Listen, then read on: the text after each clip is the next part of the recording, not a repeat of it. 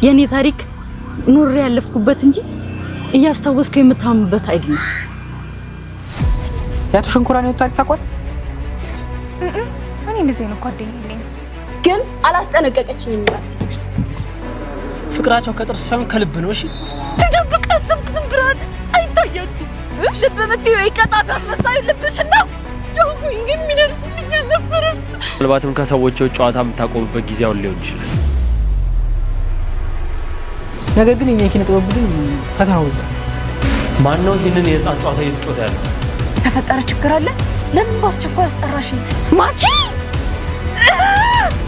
አይ አይደለም አበባ እኔን በጠፍ እንዴት ብዬ ነው እሺ የተማሪዎችን አይንም ማየው?